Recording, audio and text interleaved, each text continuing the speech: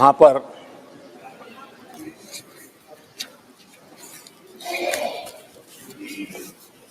बहुत गुस्सा व्यक्त किया गया, जितना हो सका उतने कठोर शब्द में गुस्सा व्यक्त किया गया।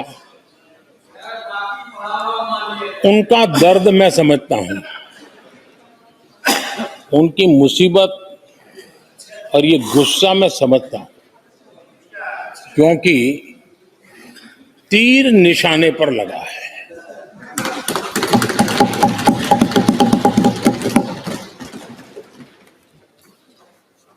भ्रष्टाचार पर एजेंसियां एक्शन ले रही हैं,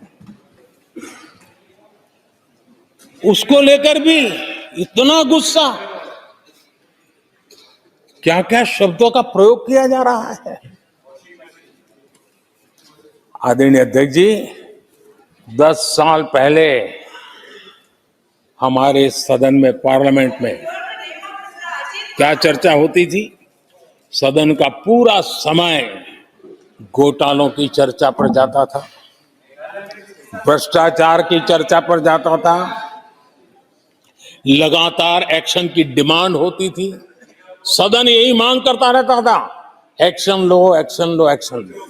वो कालखंड देश ने देखा है, चारों तरफ भ्रष्टाचार की खबरें रोजमर्रा। और आज जब भ्रष्टाचारियों पर एक्शन लिया जा रहा है तो लोग उनका समर्थन में हंगामा करते हैं। आदरणीय अध्यक्ष जी, इनके समय में एजेंसियों का सिर्फ और सिर्फ राजनीतिक उपयोग के लिए उपयोग किया जाता था, बाकी उनको कोई काम करने नहीं दिया जाता था। अब आप देखिए उनके कालखंड में क्या हुआ। पीएमएलए एक्ट के तहत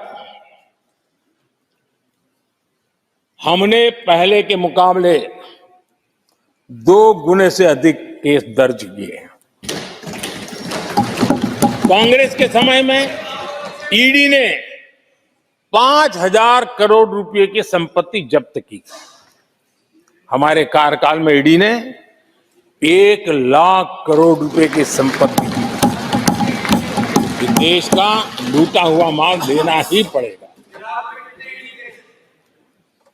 और जिनका इतना सारा माल पकड़ा जाता हो, नोटों के ढेर पकड़े जाते हो, और अधीर बाबू तो बंगाल से आते हैं, देखे हैं नोटों के ढेर उन्होंने। तो किस किस के घर में से पकड़े जाते, किस किस राज्यों में पकड़े जाते थे। ये देश ये नोटों के ढेर देख देख करके चौंक गया है। लेकिन अब जनता को आप मूर्ख नहीं बना सकते। जनता देख रही है कि किस प्रकार से यूपीए सरकार में जो भ्रष्टाचार की बातें होती थी, उसका टोटल 10-15 लाख करोड़ का रहा है, चर्चा होती थी। हमने लाखों करोड़ के घोटाले तो अटकाए, लेकिन उन सारे पैसों को गरीबों के काम लगा दिया, गरीबों के कल्याण के लिए। अब बिचौलियों के लिए गरीबों को लूटना बहुत मुश्किल हो गया है। Direct benefit transfer, Jan Dhan account, Aadhaar, mobile, उसकी ताकत हमने पहचानी है। 30 लाख करोड़ रुपए से ज्यादा रकम हमने लोगों के खाते में सीधी पहुंचाई। और अगर कांग्रेस के एक प्रधानमंत्री ने कहा था कि 1 रुपया भेजते हैं 15 पैसे पहुंचते हैं, अगर उस हिसाब से मैं देखूं तो हम जो 30 लाख भेजे हैं, अगर उनका जमाना होता तो कितना रुपया कहां चला जाता, इसका हिसाब लगाइए।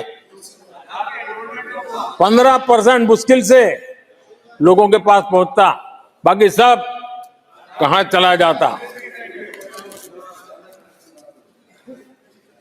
आदरणीय अध्यक्ष जी, हमने 10 करोड़ फर्जी नाम हटाए हैं। अभी लोग पूछते हैं पहले इतना आंकड़ा था, क्यों कम हुआ? आपने ऐसी व्यवस्था बनाई थी जिस बेटी का जन्म नहीं हुआ उसको आपके यहां से विधवा पेंशन जाते थे। और ऐसे सरकारी योजनाओं को मारने के जो रास्ते थे ना, 10 करोड़ फर्जी नाम बंद किए। ये जो परेशानी है ना इन चीजों की है, क्योंकि रोजमर्रा की काय उनकी बंद हो गई है। आदरणीय अध्यक्ष जी, हमने ये फर्जी नामों को हटाने से करीब करीब 3 लाख करोड़ रुपया फर्जी हाथों में जाने से बचाया, गलत हाथों में जाने से बचाया। देश के टैक्स पेयर का पाई पाई बचाना और सही काम में लगाना, इसके लिए हमने जीवन खपा रखे हैं। आदरणीय अध्यक्ष जी, सभी राजनीतिक दलों को भी सोचने की जरूरत है और समाज में भी जो लोग बैठे हैं उनको देखने की जरूरत है। आज देश का दुर्भाग्य है, पहले तो क्लासरूम में भी कोई अगर चोरी करता था, किसी की कॉपी करता था, तो वो भी 10 दिन तक अपना मुंह किसी को दिखाता नहीं था। आज जो भ्रष्टाचार के आरोप जिन पे सिद्ध हो चुके हैं, जो जेलों में समय निकाल करके पैरोल पर आए, आज वॉशिंग मशीन से भी बड़ा कंधे पे लेकर के महिमा मंडन कर रहे हैं ऐसे चोरों का सार्वजनिक जीवन में। कहां ले जाना चाहते हो देश को तुम?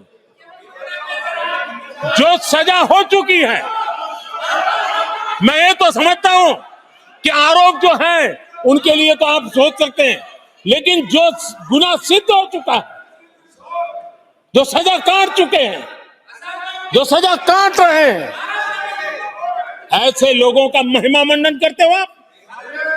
कौन सा कल्चर और देश की भावी पीढ़ी को क्या प्रेरणा देना चाहते हो आप? कौन से रास्ते और ऐसी कौन सी आपकी मजबूरी है?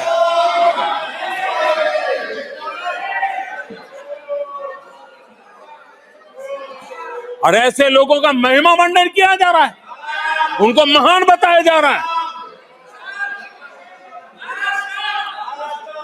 जहां संविधान का राज है, जहां लोकतंत्र है, माननीय अध्यक्ष जी, ऐसी बातें लंबी नहीं चल सकती हैं। ये लोग लिख करके रखें, ये जो महिमा मंडन का काम चल रहा है उनका, वो अपने ही खात्मे की चिट्ठी पे सिग्नेचर कर रहे हैं लोग।